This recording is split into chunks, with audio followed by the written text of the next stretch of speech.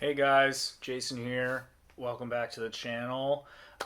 Today I'm continuing with my October Halloween spooky reads and stuff, and I've got a book review for you guys. This is the second book that you guys recommended that I read during October. The first one was The Fisherman, which I did a review of about a week ago or so. I'll put that up here if you want to check that out. And now this second book, I finished it about a week ago. Is called The Southern Book Club's Guide to Slaying Vampires by Grady, Hendrix. This book was great. I really enjoyed this book. In fact, both of the books, The Fisherman and this one you guys suggested, were awesome and fantastic Halloween reads. So thank you guys for suggesting that I do this. Now, this is the first Grady Hendrix novel that I've read. I read Paperbacks from Hell a year and a half ago. I don't remember exactly when, but that's kind of nonfiction, so I don't really count that. This is the first novel, and I'm really interested in reading more of his stuff. In the foreword of this, I think, he talks about how this book takes place in the same town as one of his other books called My Best Friend's Exorcism, and I've heard great things about that book, so that'll probably be the next one that I read of his. I really enjoyed the setting, set in the early 90s in South Carolina, sort of suburban area of Charleston, I think, and I don't know. It just was very fun. It had a lot of Southern charm, and basically, what this book is about is main character. Her name is Patricia. She's like a mom, stay-at-home mom. She's got two kids. She lives in this suburb of Charleston, and her and her her friends that live around her, the other moms around, start a book club where.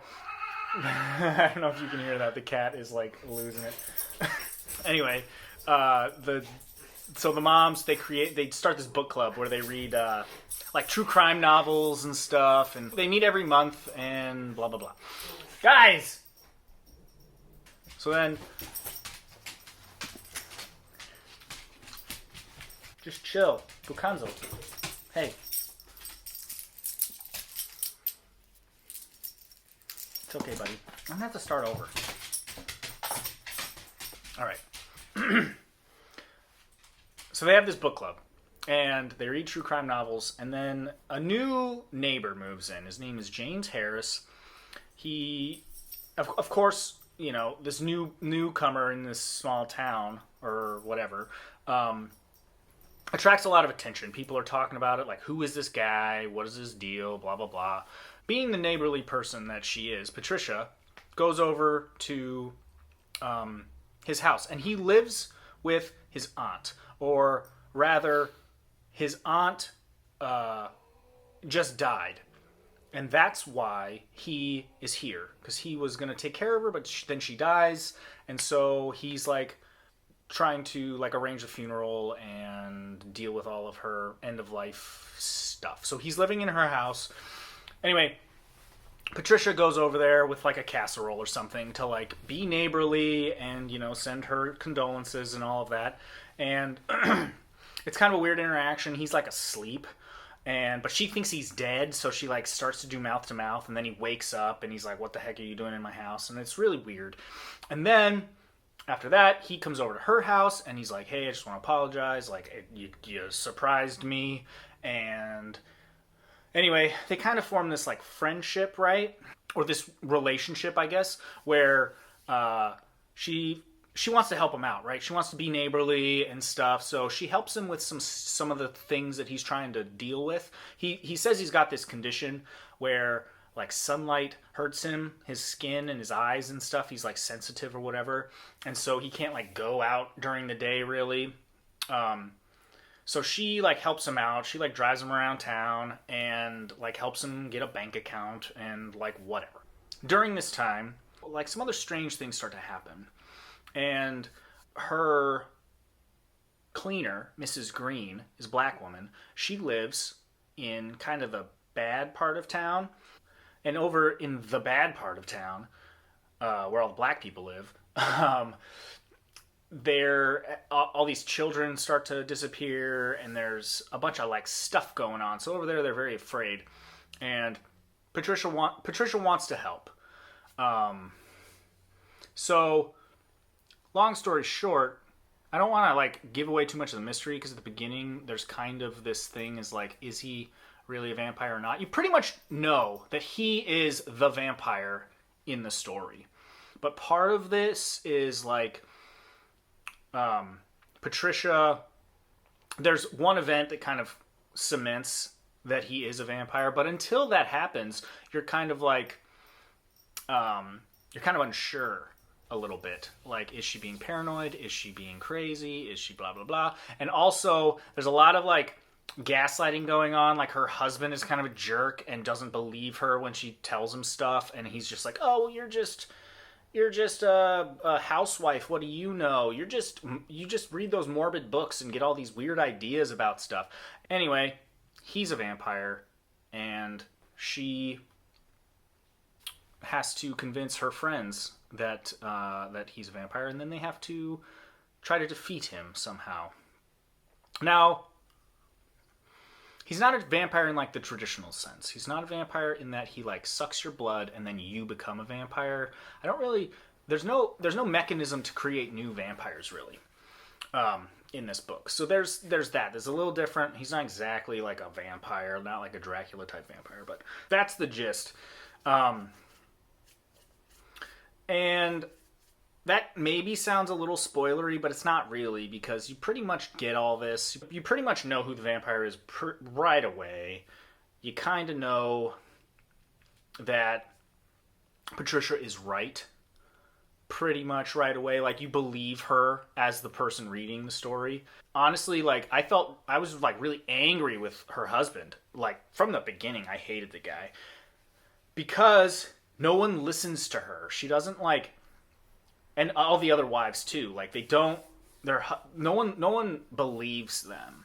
And it's really, this is, I think, a part of the reason why I really like this. Like, thematically in the book, there's a lot of this. There's like the misogyny of against housewives in that time is like a big theme.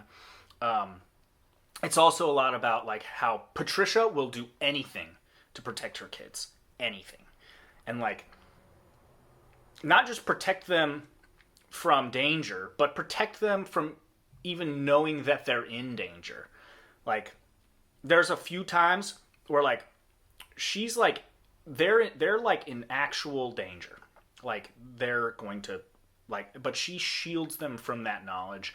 And it's like she's like a really good mother and doesn't want her kids to suffer and all of this stuff, but it's a sacrifice that she has to make. It's like not like it makes her situation worse, but in order to make her kids' situation better. It's a really, really great character dynamic that she's got with her kids and stuff. And they obviously they don't understand, they don't appreciate her for it. In fact, her kids kind of dislike her for a lot of the novel, because they're like teenagers or whatever, they're like angsty and stuff.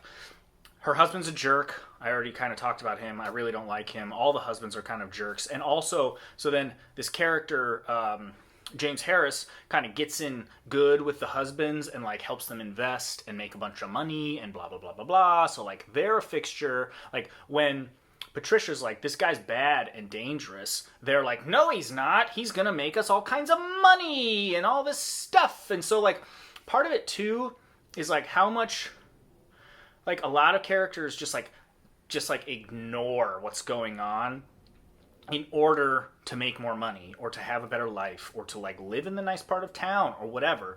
That's also true about the bad part of town where all the black people live, where there's all this stuff going on there that people just ignore. They're like, oh, kids are dying, kids are, whatever. It's just they're just probably addicted to drugs and they live in the bad part of town. And so like, oh, whatever. Like, there's a lot of that going on.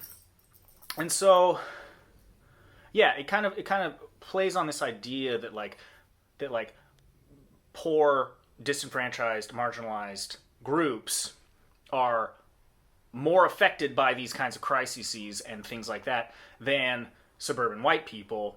And